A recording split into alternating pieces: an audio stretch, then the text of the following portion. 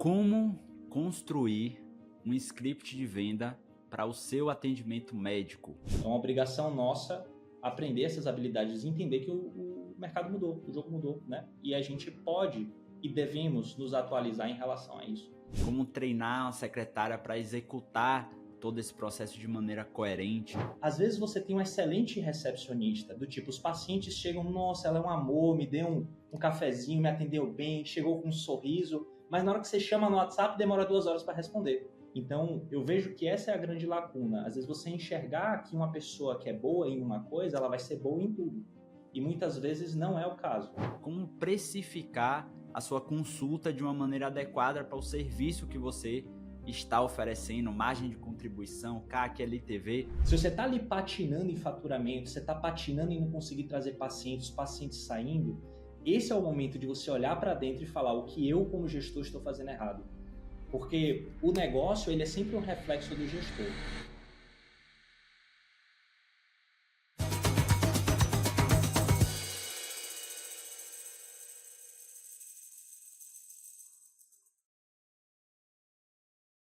Tudo isso a gente vai comentar aqui um pouco hoje com o meu amigo, colega que eu tenho um prazer aqui de receber hoje, Dr. Pedro Doria. Mano, seja muito bem-vindo aqui ao MFHack.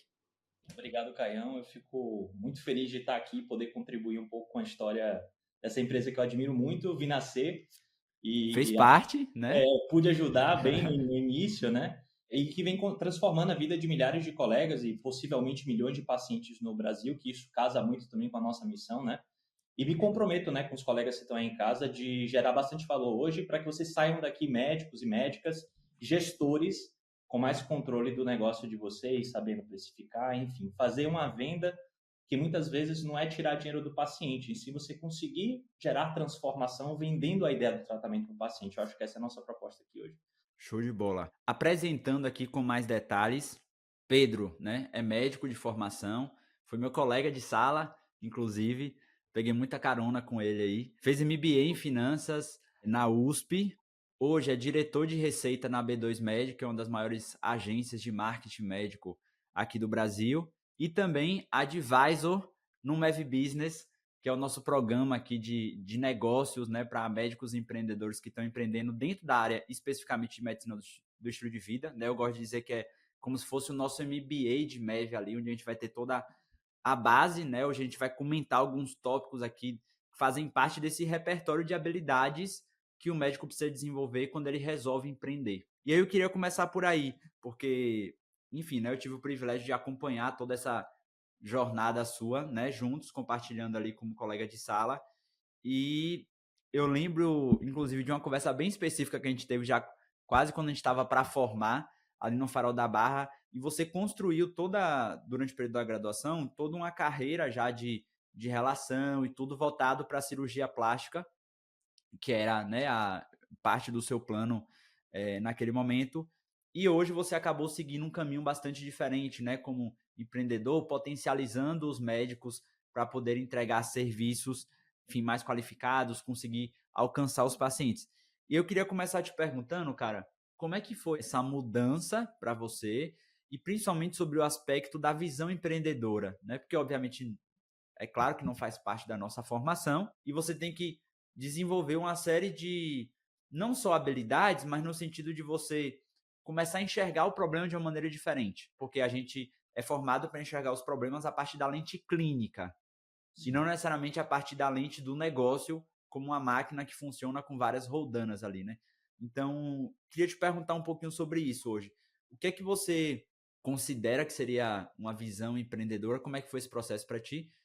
E você também acompanhando hoje, né, centenas, sem dúvidas, de médicos ali na B2, que vocês prestam serviço. Imagino que vocês também têm muito input do que vocês ouvem nas análises, nas avaliações que vocês fazem quando vocês estão trabalhando junto com o médico. Bem, cara, eu acho que na verdade assim, eu sempre tive essa veia de empreendedorismo dentro de mim, eu não acho que foi algo novo. Eu sempre gostei de resolver problemas. Eu acho que empreender é isso, né? Você ter um problema e você pensar numa perspectiva diferente. E durante toda a minha formação, eu tive muita tenacidade de pegar um caminho e seguir ele. Eu lembro que eu entrei na Liga de Cirurgia Plástica, segui nela, fui presidente da Associação Brasileira, né? E eu participei muito nesse processo de gerir pessoas e resolver esses problemas que a gente tinha, problema de não ter uma formação adequada, de às vezes fazer uma ação. E uma coisa que sempre ficou na minha cabeça muito durante essa jornada foi o quanto os colegas vinham progressivamente reclamando da profissão, por mais que seja uma coisa muito bacana que a gente faz.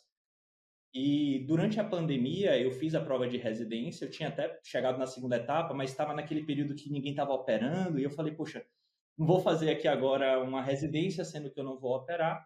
E aí comecei a trabalhar. Nesse processo conheci minha mulher, e aí eu vi que tinham muitos colegas que estavam se formando muito bem, que eram muito competentes no que faziam, só que não conseguiam atrair pacientes de uma forma consistente. Às vezes eles estavam escondidos nos hospitais.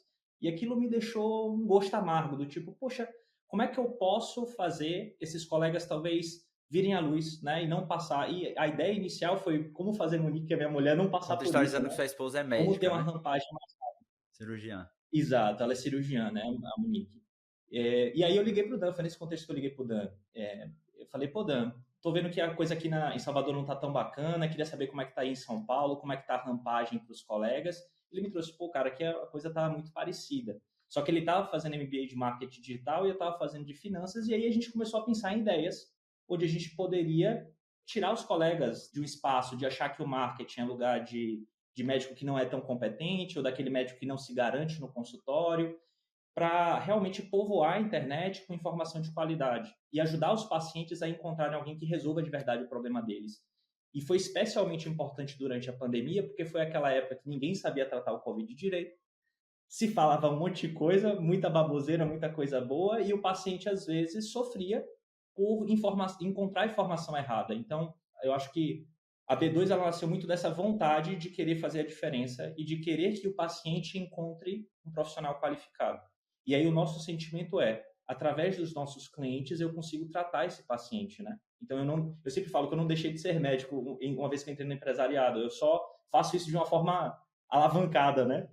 São centenas de clientes e dezenas de milhares de pacientes que a gente atende todos os meses. Então, acho que essa que foi o grande chamado, assim. E aí eu percebi que eu era bom nisso. Por isso que eu acabei seguindo esse caminho e acabei deixando um pouco a carreira convencional de lado. Cara, vocês têm hoje uma empresa, né, que é essencialmente de marketing médico, mas eu lembro que a gente conversando recentemente, vocês estavam me contando um pouquinho do processo de vocês e que vocês fazem um processo de diagnóstico ali inicial da empresa, pelo que eu entendi, até além do marketing. E aí eu queria te ouvir um pouquinho em relação a isso. Como é que você enxerga, pensando aí já do ponto de vista da clínica, do consultório particular, para quem está estruturando aqui, como é que você pensa hoje a relação do marketing com essas outras áreas, com finanças, com gestão também, a depender do tamanho ali da clínica, né? Tendo mais funcionários, isso vai ficando mais complexo. E quais são os principais gaps que vocês enxergam hoje? Porque vocês estão na linha de frente, né? Como a gente está aqui também escutando os alunos que estão chegando dentro da escola, né? Quais são os gaps principais que vocês encontram hoje? Eu acho que a grande deficiência hoje do colega que abre um consultório é que ele pensa no consultório como se fosse o hospital próprio, né? Aquela coisa assim, eu não quero trabalhar para o outro, aí eu quero trabalhar no meu próprio consultório. Só que ele não pensa que ele precisa ser gestor do próprio negócio. Ele tem que gerir e não tocar o consultório, do tipo, o que está vindo vem, o que não vem, mês que vem eu não sei, né?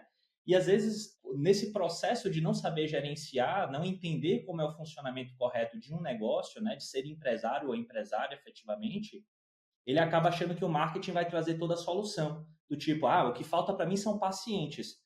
Só que às vezes você traz o paciente, mas você não tem um bom comercial, então o paciente não vira paciente, efetivamente, né? Você às vezes tem uma precificação inadequada dos seus serviços, então o paciente entra, mas você está perdendo dinheiro atendendo aquele paciente. Então, o que a gente faz, o que eu digo muito para os colegas quando eles vêm contactar com a gente, é que a gente tem que fazer um diagnóstico primeiro. Eu preciso fazer um exame físico, eu preciso entender como é que está esse teu negócio, porque às vezes o marketing ele vai atrapalhar tudo. Às vezes ele vai entrar e ele vai destruir as coisas. Então, ele é um hormônio que funciona bem em quem está pronto e quem tem uma estrutura preparado para crescer, mas quando está tudo errado também, se a gente joga o marketing, aí é o caos. Então, eu vejo que esse é o principal problema, você não se programar e você não saber o que você precisa fazer para você ter sucesso no consultório efetivamente. Interessante porque eu estava lembrando aqui, recentemente eu estava com o Felipe Atab, ele é ACMO da Ambev, né? Enfim, uma empresa gigantesca, e ele colocou, e ele obviamente, né, tocava a parte de marketing lá, e ele tem uma frase, cara, que para mim é muito certeira, assim, ele fala que marketing, na verdade, devia se chamar mercadologia. Porque, na verdade, o que o marketing faz é o estudo do mercado, o estudo de para quem você está vendendo, o que é importante para você comunicar para essa pessoa, o que é que ela está buscando, qual é os atributos de valor que vão fazer sentido para aquele público. Porque, cara, impulsionar campanha, fazer ali um anúnciozinho, isso tipo, já é muito fácil, né? O próprio Instagram lá já deixa o botãozinho azul para o cara clicar e facilitar, né? Então, essa parte hoje já está cada vez mais acessível. O difícil, e por isso que eu digo até que é muito difícil para todas as agências de marketing médico que eu conheço que são bem sucedidas, e aí pode ser que eu não conheça algumas, mas as que eu conheço, tem um médico envolvido. Porque se ele não conhece o mercado, ele tenta pegar o de fora e colocar do mesmo jeito, sem conhecer todas as peculiaridades do mercado médico, cara, você destrói a imagem do médico, né? O que a gente vê direto aí rodando uns anúncios completamente aleatórios, né? Perfeito. É porque é como se você fosse botar um cirurgião dentista para operar um apendicite, né?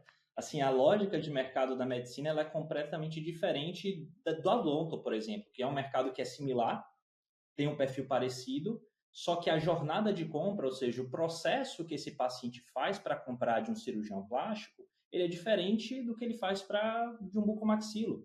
E aí você ainda compara com um ortopedista, já é uma jornada de compra completamente diferente, com a lógica de campanha completamente diferente. Então, eu sempre digo, e a gente faz isso aqui na B2, que é, eu preciso começar perguntando para o médico e conversando com a secretária para entender qual é o público-alvo, né, que a gente chama de ICP. Então, quem compra, quais são as características demográficas dessa pessoa, quando ela compra, porque a gente tem sazonalidades ao longo do ano, então tem períodos, às vezes dentro da própria semana, em que o paciente consome mais um serviço ou não.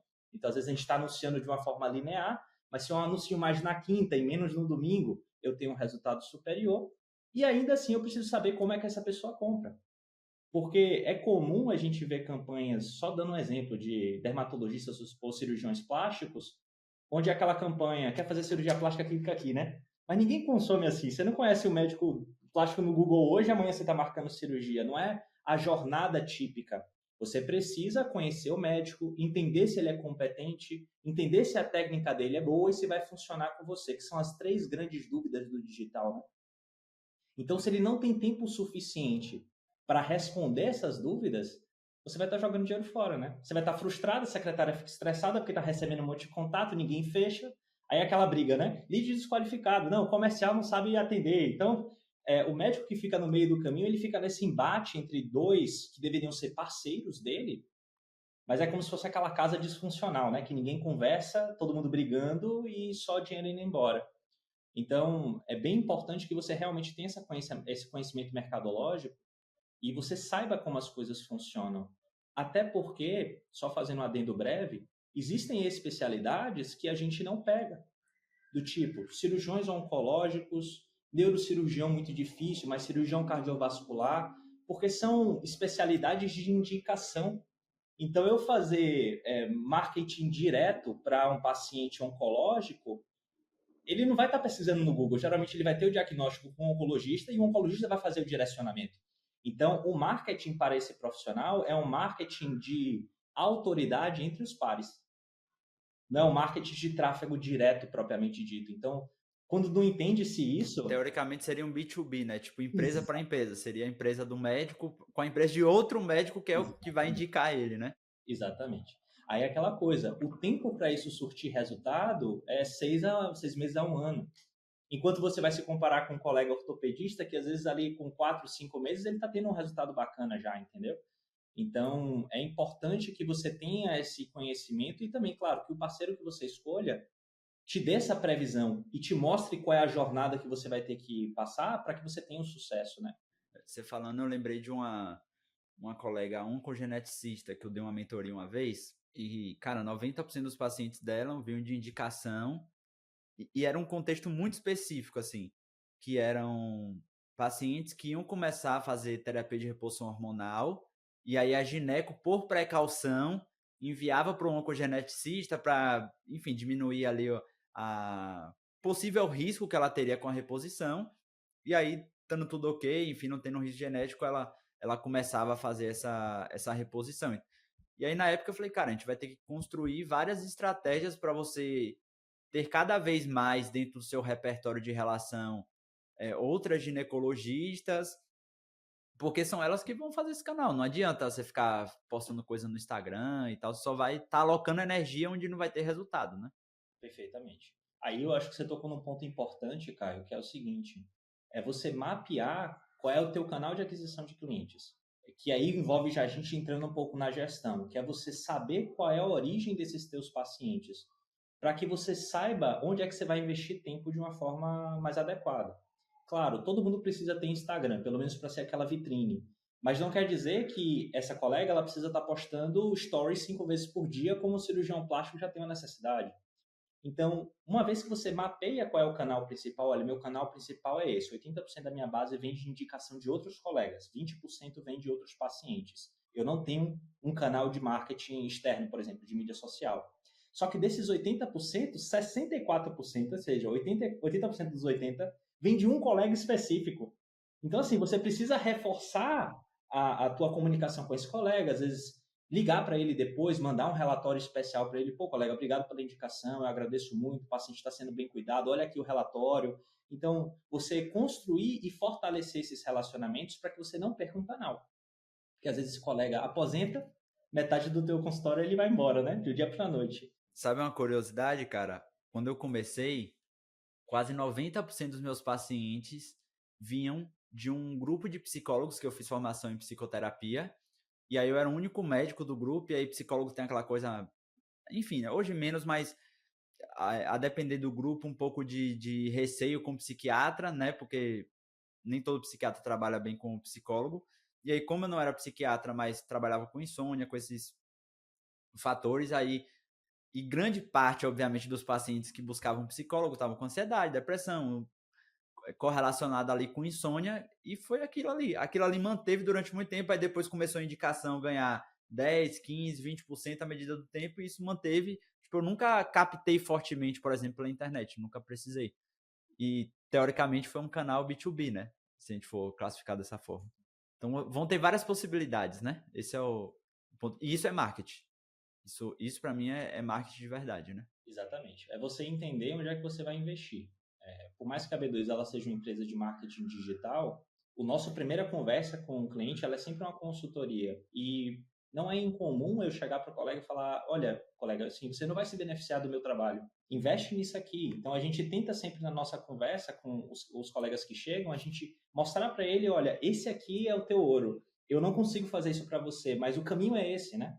Então, pelo menos dar um direcionamento para que ele saiba como trazer isso e ter mais previsibilidade. Eu acho que é isso que o médico busca e é isso que a B2 ela se propõe a trazer.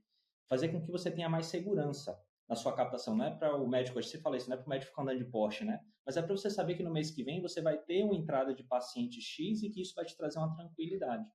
E tudo isso envolve esses modelos de gestão, precificação de produtos, acompanhamento comercial, isso é uma coisa que muitos colegas falham, que é saber quantos pacientes entraram em contato em determinado mês. Porque às vezes você tem 100 pessoas entrando em contato, mas sua agenda está vazia porque a sua secretária ela não consegue transformar esses interessados em pacientes. Então, às vezes, o problema não é trazer mais gente, às vezes o seu problema é comercial. Então, acho que entrando em um dos tópicos que a gente Isso, queria. eu ia te perguntar isso, porque hoje você está tocando a operação comercial da B2, né? Isso. E hoje vocês também têm uma empresa de secretárias, né? Médicas também, virtuais, tem um CRM, enfim, você comenta isso daqui a pouco. O que eu estou entendendo assim, vocês hoje também entendem que não adianta só levar o paciente até o WhatsApp, que teoricamente seria o papel do marketing, né? Ele vai até ali.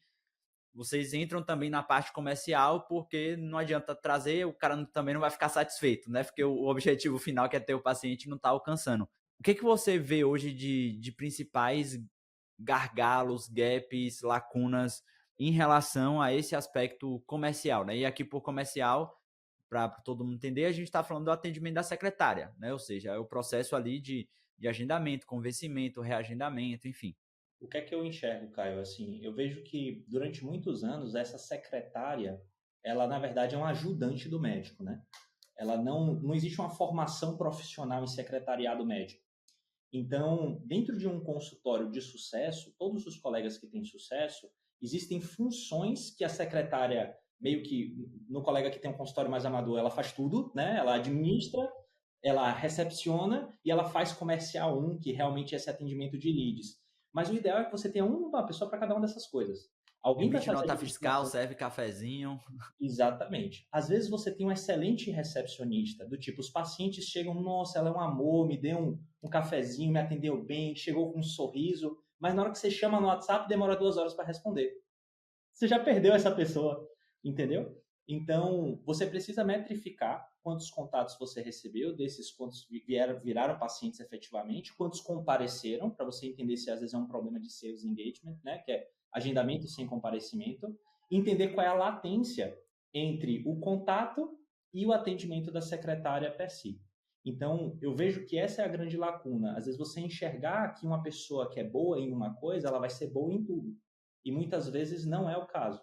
Porque esse paciente que ele chega de indicação, ele é muito diferente do paciente que chega do marketing. Eu sempre digo isso para os clientes. Quando você vem de indicação, você já sabe que o médico é bom e você já sabe que a técnica dele funciona. Você agora está em dúvida se tem um horário bom, né? Se vai funcionar para você, porque às vezes sua demanda é um pouco diferente. Só que o paciente que chega através da internet, ele acabou de te ver. Ele não conhece, às vezes, ninguém que se consultou com você.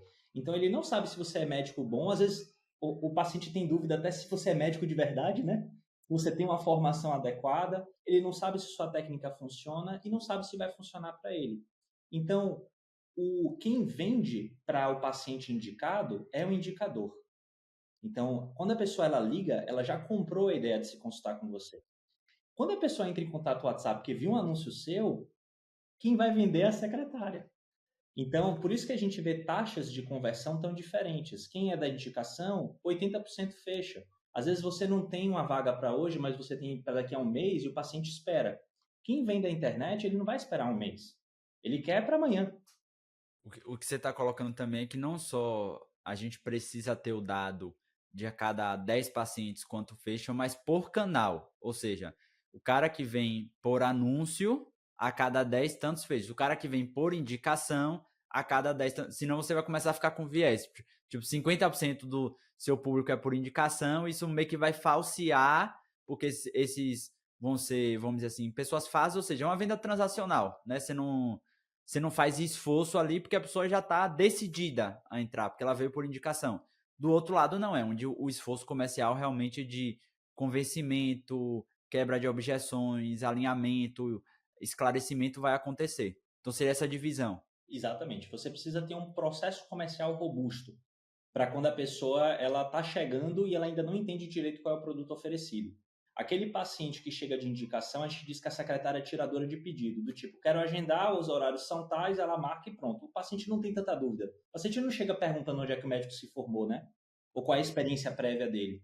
O paciente que chega da internet, que ainda não te conhece, ele chega com essas dúvidas, porque ele quer saber se ele está escolhendo o melhor profissional. E aí a secretária ela precisa ser treinada para poder fazer as perguntas certas, na cadência certa, e responder de forma correta ao paciente com perfil comportamental diferente. A gente vai entrar em algumas complexidades, né? Mas às vezes o que é comum a gente ver. Eu entro em contato com a secretária, ela não pergunta meu nome e manda um textão. Pá, é assim, né? O preço é tanto dividido em tantas vezes. Meio que assim, eu quero me livrar dessa obrigação de ficar te atendendo aqui, então ela manda o script, se tu quer, marca, se não quer, não marca, né? E assim, isso é muito incorreto do ponto de vista de vendas. Eu não sei nem como é o nome da pessoa que está do outro lado, eu não sei qual é a dor que ela tem, eu não sei o que ela já tentou fazer para responder antes, eu não sei se ela deve estar se consultando com esse profissional mesmo, né? Às vezes chega uma paciente com dor articular, mas é uma demanda de reumatologia, ela está tentando marcar para o ortopedista. Então, o paciente às vezes não sabe o que ele precisa, e aí a secretária ela precisa fazer esse papel de qualificação. Qualificar, entender se essa pessoa tem uma dor que o médico resolve, entender se essa pessoa tem urgência para resolver esse problema, se ela é a tomadora de decisão ou não, porque às vezes é uma filha buscando para o pai, mas o pai é o tomador de decisão se ele vai querer ir ou não no médico. Às vezes gasta um tempão atendendo a filha, mas o pai diz, não quero ir no médico. E, por fim, saber se essa pessoa tem um orçamento para poder custear aquela consulta. Né? Que às vezes o profissional ele quer oferecer uma consulta com mais qualidade, e claro que para isso ele vai precisar cobrar mais, só que o paciente ele não está buscando isso. Às vezes ele está buscando uma consulta de rotina, e ele não enxerga o valor que você quer passar. Então, isso a gente vai agregando E o valor complexidade. não é o mesmo para todo mundo, né? Não, não é. O valor para públicos diferentes vão ser diferentes. Então, existe um público que vai estar disposto, por exemplo, a esperar mais, ter algum grau de tolerância para atraso e pagar menos. E tem outro grupo que vai preferir pagar o dobro para receber amanhã, não ter atraso e ter assertividade na resolução. Perfeito. Trazendo para os colegas, né, isso é uma coisa que eu falo muito. O valor percebido, isso quem disse sou eu, né, o Alex Hormoz, eu imagino que você conheça ele, né, é um empresário muito conhecido hoje no meio digital. Ele fala que o valor percebido ele é uma equação entre o tamanho do meu sonho, então quanto maior o meu sonho, quanto maior o sonho que resolve, mais eu vejo valor. Expectativa de resultado, né? Exato. Quanto maior a probabilidade de dar certo aquela solução, mais eu vejo valor nisso. E aí, na parte de baixo da equação, você vai ter o tempo que demora. Quanto mais tempo, menos valor eu enxergo. E, claro, o tamanho do esforço que o paciente vai ter que ter para chegar naquele resultado. Quanto maior for, menor a probabilidade, melhor o valor percebido. E aí, eu sempre dou exemplo, né? A gente tem dois polos. Por que alguém paga, às vezes, 30 mil reais para fazer uma bariátrica, mas não paga 200 reais numa consulta de um nutricionista, né? Por que isso? Porque a bariátrica resolve. Agora, teoricamente, o esforço é basicamente você passar por um procedimento cirúrgico e com a alta probabilidade de você perder peso. Enquanto o nutricionista, não. Você vai ter que ficar indo na academia, se alimentando direito, demora, né? Então, é por isso que às vezes o paciente escolhe um polo ou outro. E aí, todos esses conceitos têm que estar mapeados pelo médico para que quando ele vá apresentar isso ao paciente, ele consiga transmitir essa qualidade. Deixa eu fazer uma pergunta. Eu tenho uma definição para isso, mas eu queria te ouvir, assim. É um fato, eu acho que ninguém vai negar isso, que a grande maioria dos médicos possuem uma dificuldade em se verem num papel de vendedor, né? Ou tem associação, vamos colocar assim, os médicos possuem crenças negativas relacionadas ao processo de venda associado ao ato médico. Acho que esse é um fato, né? Eu vejo muito essas crises em todos os ambientes que envolvem grupos de médicos, isso acontece. Na sua visão, o que é venda dentro do contexto médico? Eu acho que a venda é você mostrar o melhor para o paciente. Essa é a minha percepção. No sentido de, assim, o paciente chega e aí participa a secretária como qualificadora que eu vou fazer. Se você tem um paciente que tem uma dor que você resolve, ele quer resolver agora, ele é o tomador de decisão, ele tem um orçamento para pagar por isso. Você sabe que você tem a solução perfeita para esse paciente, você tem uma obrigação moral de convencer ele até aquela resolução. Porque às vezes o paciente ele está ali no consultório, ele quer mudar de vida, às vezes está faltando um convencimento seu no sentido de você saber vender o plano terapêutico de forma adequada para esse paciente. Você está poupando esse paciente de dor, de complicação, de menor sobrevida, de menos tempo com a família dele. Então, eu acredito que vender em consultório é você garantir ao paciente que ele tem o seu problema resolvido. Claro, saindo do pressuposto de que você realmente acredita que a tua solução vai ser algo em benefício desse paciente, né? Então, eu vejo que buscando nos primórdios da medicina, e eu acho que a nossa formação foi uma formação em comum, a gente viveu isso, a gente tem aquilo de que medicina é um sacerdócio e que você vender para o paciente é como se você fosse uma heresia, né? Você estivesse manchando a profissão, por você ter que agora, nossa, eu sou bom, mas eu tenho mesmo que me vender. Tem, né? Você tem que se vender, porque você precisa mostrar para o paciente que aquele caminho que você está ofertando é o caminho que é melhor para ele. Às vezes você não transmite isso da melhor forma, ele sai do teu consultório, vai para o consultório de um colega, às vezes, que não é tão bem qualificado e compra uma ideia desse outro colega porque ele sabe vender e acaba tendo malefícios em decorrência dessa inabilidade que você teve naquele momento de transmitir valor, entendeu? O que é que eu enxergo para fechar meu ponto de vista? O mercado ele está cada vez mais competitivo. Com isso, né, nós crescemos em número de médicos 6% ao ano. A lógica é que por uma diluição você perca 5,1% do teu mercado por ano, ou seja, daqui a 10 anos 40% dos seus pacientes foram embora do consultório, por uma pura lógica de diluição de mercado. Então, se você não aprender a desenvolver habilidades novas e entender que agora o jogo está mais complexo, você vai acabar ficando para trás e isso você vai estar deixando de ajudar pessoas, né? Que poderiam se beneficiar daquilo que você tem a oferecer. Então, eu acho que é uma obrigação nossa aprender essas habilidades e entender que o mercado mudou, o jogo mudou, né? E a gente pode e devemos nos atualizar em relação a isso.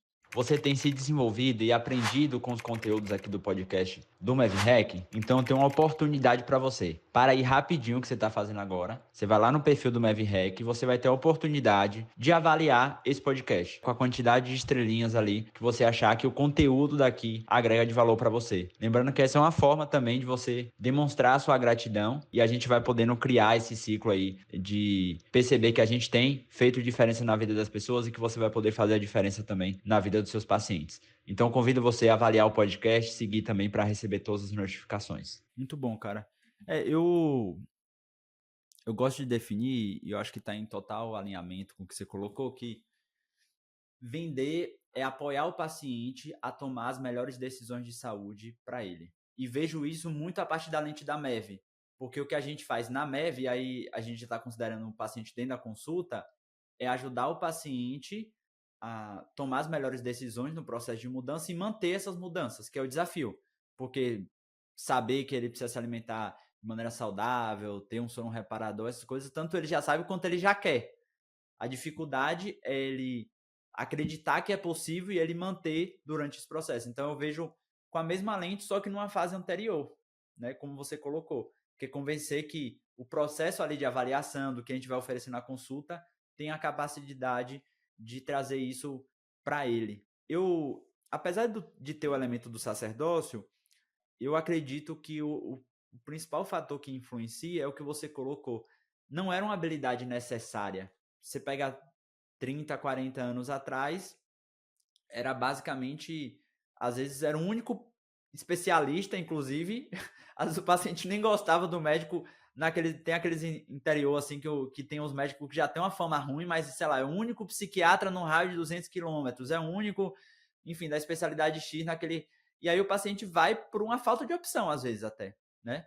E que a quebra de barreira geográfica agora com a telemedicina, na minha opinião, foi extremamente favorável. Então, a competitividade, teoricamente no sentido de mais oferta de possibilidades, ela pode parecer ruim para quem está oferecendo, que é o médico, mas do ponto de vista, considerando que todo mundo é paciente, né, em algum momento a gente vai precisar da ajuda de outros colegas, é o melhor cenário, porque dificulta monopólio, que é o que acontecia, por exemplo, nesse caso que eu estou falando. A geografia muitas vezes criava um monopólio local ali e oferece o paciente ter acesso, muitas vezes, aos melhores médicos do Brasil através de telemedicina, né? Então, a autonomia, o poder de escolha, de acesso, ele vai para a mão do paciente.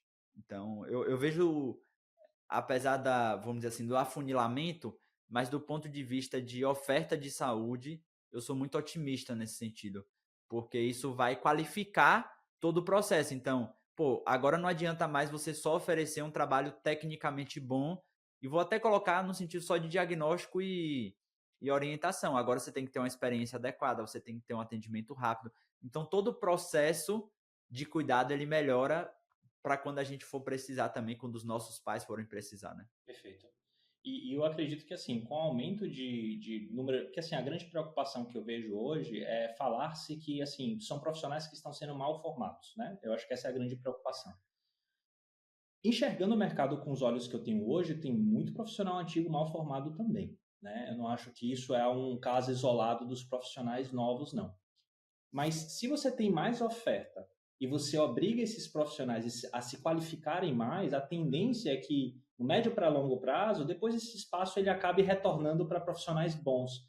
E aqueles que forem ruins, tem uma piada que o pessoal está fazendo agora, que médico iniciante vira Uber. Talvez aconteça isso mesmo, de alguns profissionais de má qualidade serem jogados para fora do mercado daqui a 15 ou 20 anos. Não digo que isso vai acontecer nos próximos 10, mas acredito que se a gente continuar na velocidade, daqui a 20 anos é possível que isso aconteça. E existem alguns casos que eu tive a sorte de participar, por exemplo, de colegas hepatologistas, infectologistas, que faziam telemedicina para pacientes, por exemplo, no Acre, que tem uma oferta menor, né, per capita de médicos e de especialistas, e que, poxa, esse paciente agora está tendo acesso a um profissional padrão sírio, né? Estando lá com telemedicina. Então, assim, eu acho que fizemos avanços muito bons. Hoje já não existe mais a barreira do tipo, nós morávamos em Salvador, mas a gente tinha o acesso em tempo real ao mesmo tipo de informação que o aluno de Harvard tinha. Então, não tinha que se esperar 20 anos para traduzir o livro para poder chegar agora na época de minha mãe, por exemplo, que é médica, né? Formou em 94. Então, eu vejo que quem quer ser bom hoje consegue ser bom com mais facilidade do que era, mas, claro, existe também aquelas pessoas que estão entrando na medicina com oportunismo. Mas eu vejo que essa preocupação em demasia com o mercado só é relevante para aqueles que não querem dar um passo à frente e melhorarem, né, como profissionais e Vou na fazer uma construção. pergunta polêmica. Você acha que muitas vezes isso é uma esquiva para assumir a responsabilidade ali Total, dos seus resultados? total, total. Eu lhe digo isso, sabe por quê? Existem muitos colegas novos que estão dominando o mercado. E aí, às vezes, a gente vê um colega chegando do tipo, poxa, eu fui professor desse aluno. Agora ele está com o consultório cheio e eu estou aqui com o meu consultório vazio. Beleza, mas tua consulta dura 15 minutos. Né? Você não oferece uma experiência para o paciente bacana. Esse paciente, ele tá, claro, ele mudou o paladar dele para o médico. Agora, não basta você chegar, dar a receita para ele e mandar ele para casa. Ele quer ser visto, ele quer ser tocado, ele quer chegar na clínica e não tá tudo sujo. Né? Ele quer ter uma experiência de saúde compatível. E tem se pagado mais, inclusive, pelas consultas. Hoje a gente vê colega cobrando R$ 1.500, R$ 2.000, às vezes, numa consulta, que era uma coisa inimaginável, na época que a gente estava fazendo faculdade. Então, assim, eu vejo que abre-se Cara, a oportunidade. gente tem aluno aqui cobrando R$ 3.000 fora de São Paulo, cara. Maravilha, velho. Obviamente oferecendo um serviço que não tem ninguém que ofereça nada próximo daquilo, né? Um serviço extremamente qualificado e que tem um grupo de pessoas dispostas a investir, né? Exato. E que você tem a oportunidade de chegar nesse paciente, porque antes o que é que acontecia? Você era um médico de Vitória da Conquista, né? Interior da Bahia, que tem 250 mil habitantes. Às vezes você era muito bom, você queria morar ali porque você tinha raízes ali, você quer oferecer um serviço melhor, mas às vezes a cidade ela não quer esse serviço ou não está pronta. Mas hoje você tem ferramentas digitais para você estar atingindo pessoas no país inteiro. Tem 220 milhões de brasileiros, né? Será que não tem 100 pacientes que querem a solução que você... É muito difícil de não haver, entendeu? A questão é você saber encontrar esse paciente e chegar até ele. É aí que o marketing entra, mas você precisa também de vendas para convencer esse paciente dessa nova solução que você quer trazer. Então, vejo em grande parte que existe essa resistência à mudança no sentido de, poxa, estava tão bom como estava antes, velho, agora eu vou ter mais trabalho, né? Eu não quero ter esse trabalho adicional para captar esse paciente. Então, eu vejo que vai haver uma seleção natural mesmo no mercado médico. Não existe mais espaço, eu digo isso, não existe mais espaço para o médico amador. Você quer ter seu consultório, você vai precisar ser gestor desse consultório. Não dá para você só abrir uma salinha ali, botar uma mesa, contratar uma secretária que atende mais ou menos e esperar que os pacientes vão cair. Né? Eles não vão, isso não acontece mais. Eu quero descer a fundo aqui num processo comercial. Você me mostrou outro dia uma solução que vocês estão tendo agora de CRM. Eu queria que você explicasse, porque eu acredito que a maior parte das pessoas aqui não sabe o que é um CRM. E pensando na realidade do consultório, da clínica, como é que ele pode auxiliar nesse processo de vendas. E aí perceba que a gente está falando processo de vendas, porque isso pressupõe uma crença de que vendas é um processo, né? E não somente técnica, motivação, nem nada do tipo, né? Exatamente. O CRM ele é importante, sabe por quê? Porque às vezes o paciente ele chega para você, ele fala, oi, aí o filho chora, ela fecha o celular, aí você manda uma resposta, ela não responde mais naquele momento, na sua cabeça é o quê? Ah, era só um curioso. Mas às vezes se você entra em contato com ele novamente amanhã de tarde, você consegue fazer o agendamento. Então o CRM ele vem com a tecnologia para que você não esqueça dessa pessoa. E você tem um fluxo de cadência de contato com essa pessoa para que ela vire paciente. Porque se ela parou o tempo dela, pegou o telefone, te mandou oi, será que ela era curiosa só mesmo? Até que se prove ao contrário, ela é uma pessoa interessada no seu serviço. Então, o CRM, que é um termo em inglês, quer dizer Customer Relationship Management, né, gerenciamento de relacionamento com o cliente, é você colocar em uma escada quais são os passos que esse paciente tem que dar para ele agendar com você. Então, primeiro ele entra em contato, depois você consegue contactar, depois você consegue qualificar ele, depois você consegue agendar, depois ele comparece, e aí você precisa agendar para ele retornar. Então, você não perde de vista quantas pessoas estão em cada etapa e você vê se existe alguma etapa em que está tendo um gargalo na tua operação. Do tipo, tem muita gente agendando, mas pouca gente comparecendo. Qual é o gap que existe aqui? Então, você consegue, através de dados, corrigir os problemas do seu negócio e ter mais previsibilidade. Do tipo, olha, agora que eu metrifiquei tudo, eu sei que se 100 pessoas entrarem em contato e derem oi, eu consigo agendar 15 pacientes. Porque eu já metrifiquei isso ao longo de 6 meses e eu sei que essa é a minha taxa. Então, o CRM ele serve para isso, para você ter mais previsibilidade, você entender onde é que estão os gargalos da sua operação. E quando a gente faz marketing digital, a gente ainda dá um passo adiante na profissionalização desse marketing. Como você mesmo falou, é muito fácil chegar hoje e patrocinar uma publicação, botar um anúncio no Google. Só que às vezes eu estou fazendo um anúncio e eu estou trazendo uma pessoa interessada por R$ 5. E eu tô com outra palavra-chave no Google que eu tô trazendo a pessoa interessada a R$ 15. Aí você pensa o quê? Poxa, de R$ 5 é muito melhor. Só que na hora que você rastreia isso através de um mecanismo que a gente chama de UTM, eu vejo que a pessoa que pagou R$ 15, de cada pessoa dessa eu marquei 50%. Ou seja, o meu custo de aquisição de cliente, ou seja, o meu CAC, ele vai ser de R$ 30 nesse caso. E esse de R$ 5, só um em cada 10 marca. Então, meu custo de aquisição de cliente aqui, ele vai ser de R$ 50. Então, eu achei inicialmente que o de 15 era pior do que o de 5, mas na verdade, o de 15 me traz a 30 e o outro me traz a 50.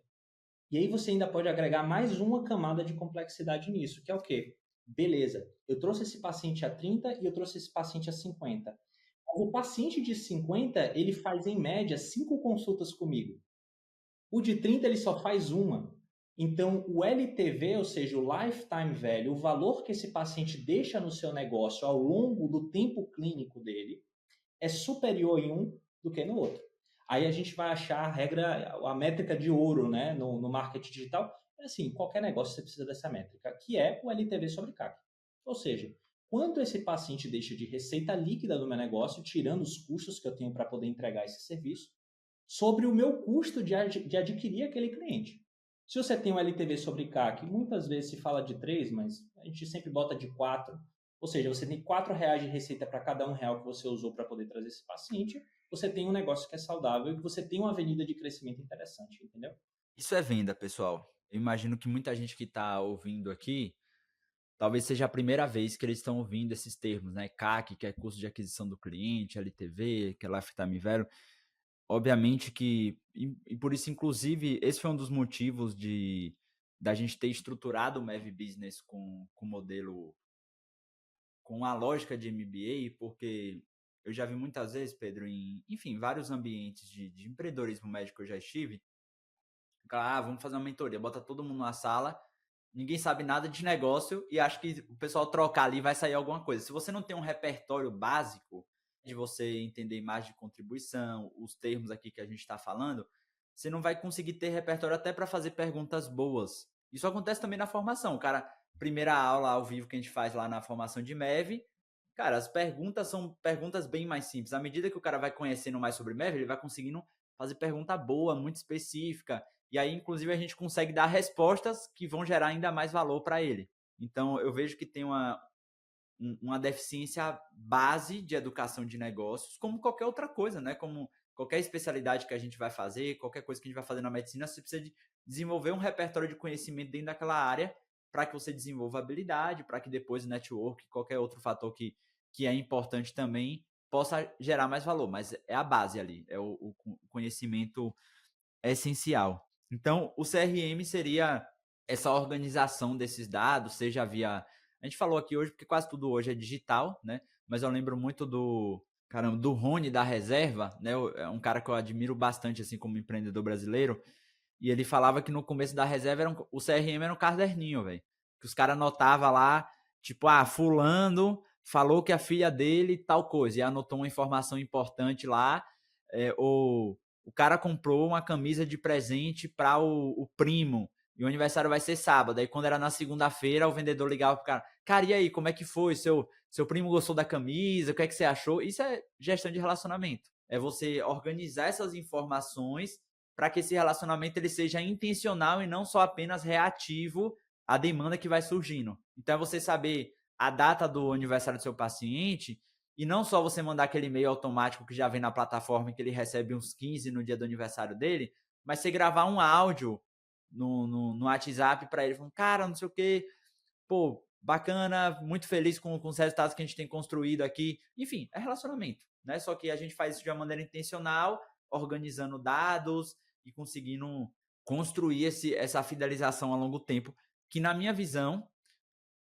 é o grande jogo do ponto de... Para a grande maioria das especialidades médicas. Vai ter algumas pouquíssimas exceções, mas a grande maioria, eu fiz um cálculo outro dia, vou te mostrar esse gráfico, eu fui no ChatGPT para uma aula lá do Mev Business. Eu coloquei 2 cenários. Um primeiro cenário, o médico ele tem 20 pacientes novos todo mês, só que desses 20 pacientes novos todo mês, 20% retornam uma vez por ano. Que eu acredito que é quase que o padrão, assim, a média de mercado. No outro, o cara tinha 10 pacientes só por mês, ou seja, era metade desse primeiro caso. Só que desses 10, 70% fechavam um plano de acompanhamento com 9 consultas. E depois de um ano, 70% continuava com 5 consultas por ano, que era um outro plano de manutenção.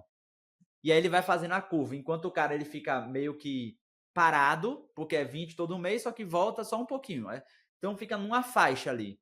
O outro cara vai escalonando, né? Ele vai criando uma curva de adesão e aí chega uma hora que ele começa a bater, mesmo recebendo só 10 novos, ele começa a bater 150 consultas depois de 18 meses, se eu não me engano.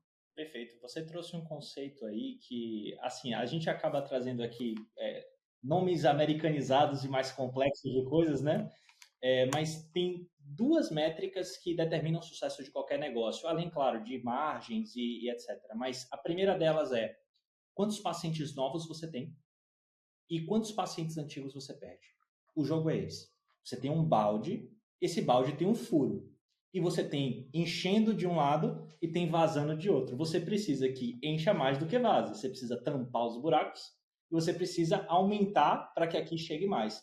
Então, às vezes, você tem uma entrada pequena de pacientes novos, mas não tem furo no teu balde.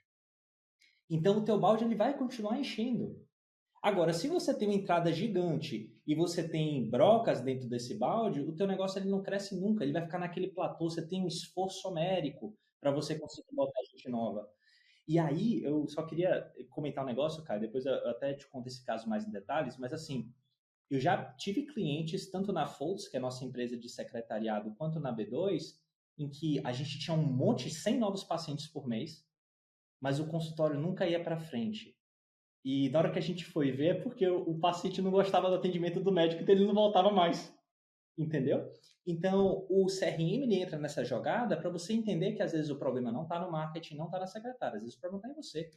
Que você não está gerando valor para esse paciente, você não está sendo o que o paciente precisava naquele momento. Então, eu digo que todos esses conceitos que a gente vem trazendo, e eu acho que vocês acertaram muito no conceito de criar realmente um produto de negócio onde você tenha pessoas que já fizeram acontecer, porque às vezes você vai fazer MBA e tá todo mundo jogando conceitos esparsos, mas ninguém aplica na Cara, o prática. MBA médico é um MBA voltado para o executivo de hospital. Ponto. É Não exatamente tem isso nada a aí. ver com empreendedorismo. É tipo assim, como é que o cara vai ser executivo do Einstein, do Sírio, de um hospital estadual, qualquer coisa do tipo. Exato. Que é gestão em saúde, né? Que na verdade são políticas públicas e tudo mais. Eu vejo que esse é o grande problema hoje no mercado. Eu te digo, eu já dei muita consultoria para gente antiga de mercado com vários MBAs. Porque o cara tem um conceito teórico, mas ele não fez. Entende? Ele aprendeu na escola como é que faz, mas na hora que ele vai implementar os indicadores, a coisa não bate. Eu falo assim, cara, você está complicando o que não pode ser complicado. E eu acho que é nisso que vocês acertaram muito de, poxa, vamos montar aqui um time de pessoas que fizeram acontecer e eu vou trazer para esse médico os erros e acertos que foram ao longo da jornada desses empreendedores, entendeu? Deixa eu fazer uma pergunta. Você acha que, baseado no que você acabou de falar, você acha que produto, então, é superior, ou pelo menos é prioridade em relação a marketing e vendas? No contexto médico aqui que a gente está falando. Olha, Eu vou destrinchar só em dois conceitos, porque eu acho Se que... fosse fácil, não ia ser com esse Exato. tom, né? Eu tenho que dizer que é o seguinte, assim, o tripé do sucesso no consultório são três coisas, né? Você precisa ser visto, você precisa ter um produto bom e você precisa vender bem. Porque se você tem um produto bom e você vende bem, mas ninguém sabe que você existe, você não vende. Então, se você é visto por todo mundo, seu produto é uma porcaria, mas você vende bem, as pessoas entram e depois eles não continuam mais. Aí eles vão ser detratores da tua marca, eles vão falar mal do teu consultório. E aí você vai se queimar na região. E por fim, se você tem um produto bom, você é visto, mas quando a pessoa vai falar com a sua secretária, ela demora 3 dias para responder, você também não vai vender direito. Então, eu acredito que a primeira coisa que o médico tem que se preocupar é como eu posso ser um profissional melhor para o meu paciente. Então, é produto. Só que você vai precisar, e muitas vezes é mais barato, você terceirizar vendas e você terceirizar marketing. Marketing e vendas sem produto, você vai se queimar no mercado e você vai se destruir sua reputação. Mas você tem um produto muito bom também, sem ter marketing e vendas, você acaba, é como se você não existisse. E não é incomum, viu, Caio, ver isso. Tem muitos professores do INCOR, pessoal da USP, às vezes consultório vazio. Mas aí eu tenho uma premissa, cara. E aí eu vou te explicar o que é que eu queria te dizer com isso e algumas situações concretas. E obviamente que só para o pessoal entender que essa é uma pergunta polêmica, não é a resposta certa. Aqui o que importa é o debate, né? Mas quando eu falo de um bom produto, a minha premissa aqui não é só a qualidade técnica na capacidade de fazer uma avaliação assertiva. O que é que eu estou baseando nessa minha provocação? A gente tem alguns casos aqui de colegas hoje que estão muito bem sucedidos com a MEV e que são caras que não sabem nada de marketing, de gestão, e eles poderiam estar mais. Só que o que aconteceu? Eles construíram uma capacidade de gerar resultado para o paciente, de construir uma jornada de sucesso, de encantamento, enfim, e aqui eu não vou colocar tudo só na MEV, né? Mas, enfim, de conseguir resolver o problema da pessoa, que essa capacidade foi gerando indicação muito forte, mesmo sem a pessoa saber muito de finanças, ele, sei lá, foi aumentando o preço à medida que a demanda ia aparecendo, até que essa pessoa chegou num ponto, tipo, muito bem, sem ser nada muito planejado. Ah, Caio, essa é a regra? Não, não é a regra. Mas são premissas que, assim, um produto muito forte, e aí, claro que a gente tem que ter cuidado para comparar setores, mas assim, a Apple não fica te mandando e-mail para você comprar iPhone. O produto é tão bom Entendi o que você agora. que isso gera uma alavanca grande. Mas óbvio que marketing e vendas potencializam muito isso, principalmente para quem está começando. Eu diria que assim, uma curva que às vezes demoraria 5 anos para você fazer só no boca a boca, se você já tem um produto muito bom, você vai fazer 1 ano e meio, em 2, às vezes em menos de 1 ano, porque você acelera essa curva, né, de maturidade, de mais pessoas conhecerem você e passarem por você. Eu captei, acho que a mensagem. O colega que ele gera transformação no paciente e que o paciente verdadeiramente se beneficia do produto que tem a oferecer, ele, às vezes, ele tem um tempo de rampagem longo até encher o consultório, mas ele sempre está crescendo. Ele não tem limitadores claros de crescimento. Às vezes, se a gente joga o marketing nesse colega, ele voa. Por outro lado, se você tem um marketing muito forte, mas o seu produto não gera transformação nesse paciente, se ele não tem benefício, não adianta a gente aumentar marketing, porque esse negócio ele sempre vai tender a quebrar.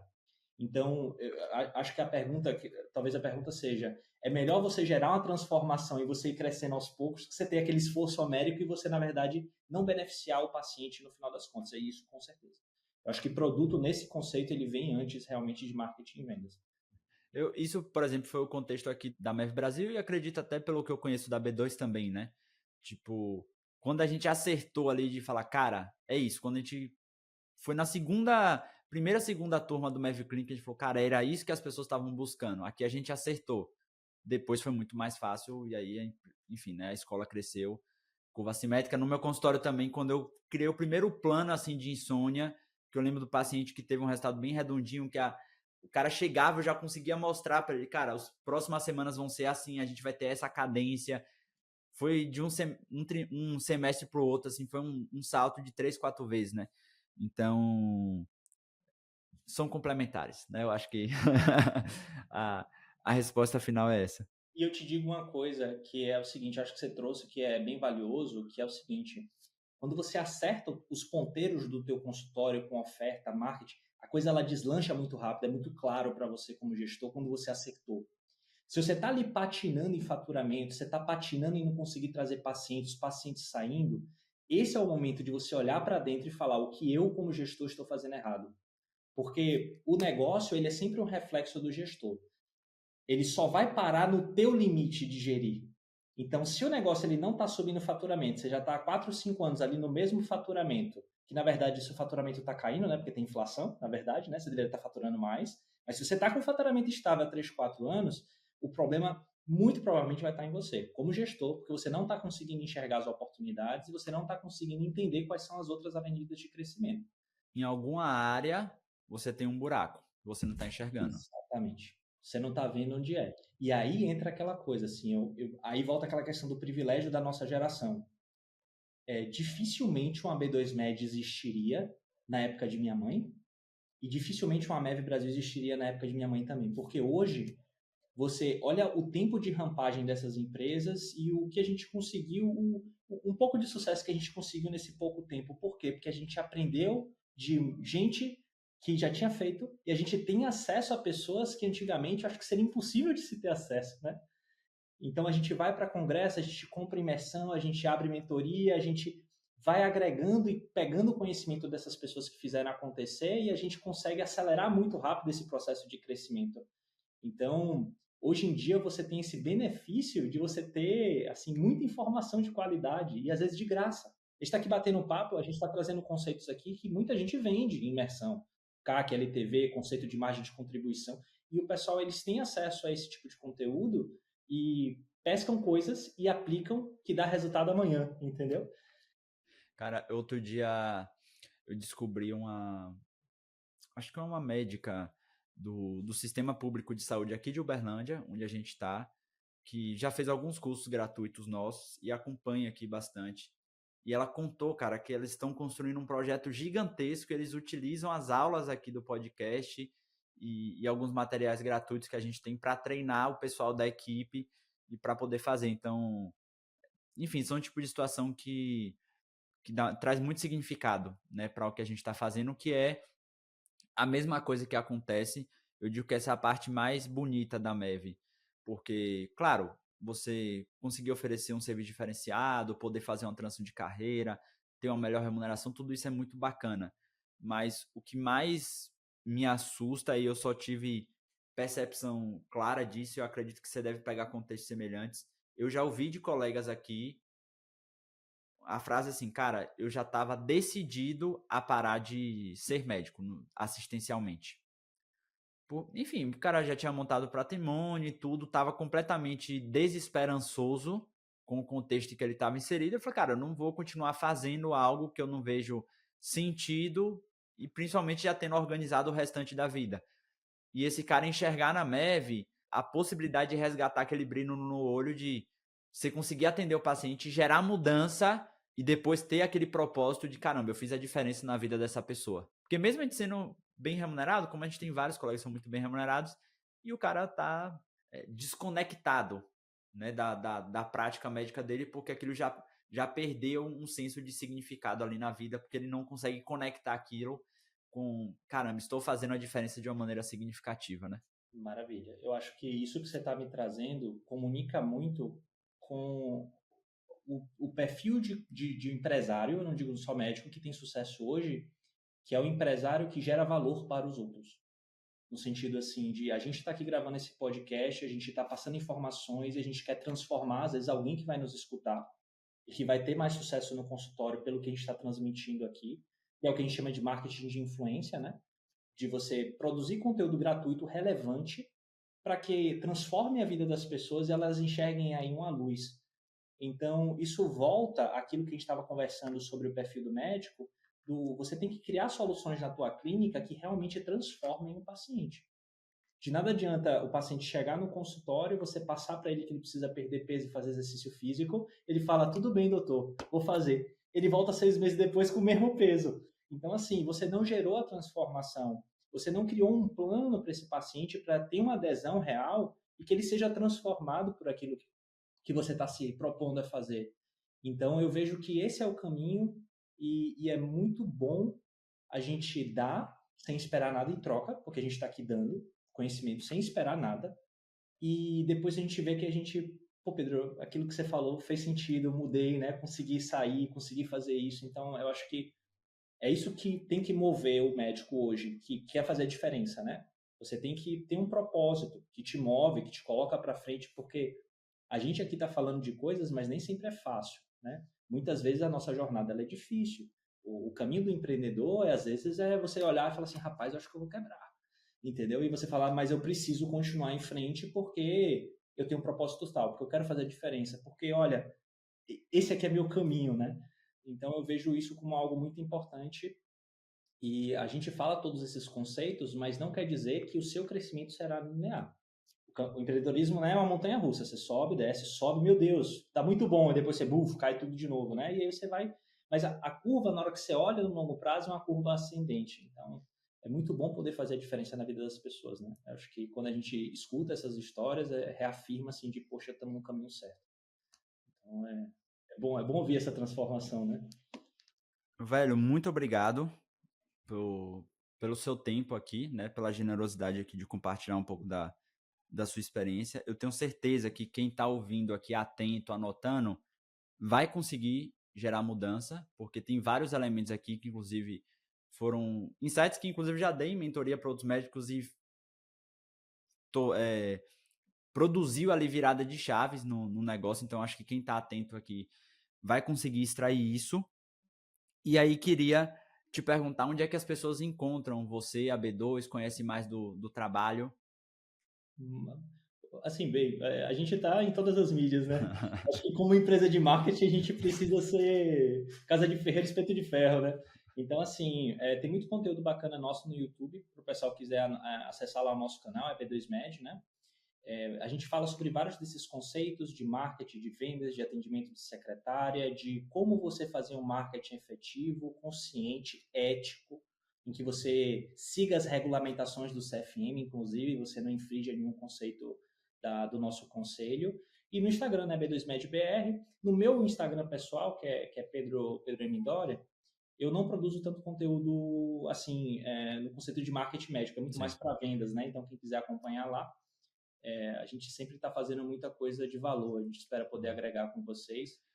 Fomos muito ajudados durante muito tempo e a gente espera poder devolver um pouco dessa ajuda que a gente recebeu, gerando valor para vocês também. Inclusive, quero agradecer aqui publicamente, né? Porque no começo da MEV Brasil, a nossa primeira equipe de marketing, né, que não era interna na época, foi com vocês, né? E foi ali onde a gente deu os primeiros passos, depois a gente começou a montar aqui a equipe interna, então vocês fizeram parte aqui da história inicial da MEV Brasil e agora também, né, retornando a casa aqui, para quem quiser ter o Pedro aí como conselheiro do seu negócio, né, nos boards ali que a gente faz dentro do MEV Business, que é o nosso, eu chamo do nosso MBA de MEV, que eu acho que é a maneira mais fácil da gente explicar, né? Todo mês a gente tem um board ali onde os empresários que estão empreendendo em MEV trazem quais são esses gargalos, quais são as dificuldades que eles estão lidando, e a gente traz todo mês especialistas diferentes de marketing, de vendas, de finanças, de contabilidade, para estar podendo te ajudar nesse processo de decisão, nesse processo de clareza. Então, Pedro está lá junto com a gente também, vai estar participando de alguns boards. Tá certo? Vou pedir para a equipe deixar aqui embaixo o link para você que tiver interesse em se cadastrar, e a equipe vai entrar em contato. Obviamente, né, a gente tem um processo de vendas, mas um processo ético que é justamente entender para quem realmente vai gerar valor aquilo, né? Porque a boa venda é essa, né? Não é vender uma consulta de reumato para o paciente que precisa de um ortopedista, né? É a consulta do ortopedista para quem precisa de ortopedista e do reumato para quem precisa de reumato. Então, caso você ache que seja o seu momento, a equipe vai entrar em contato e a gente vai entender se faz sentido para você. Ok? Pessoal, obrigado. Esse foi mais um episódio aqui do MEV Hack, o podcast mais MEV do Brasil. Até mais. Valeu!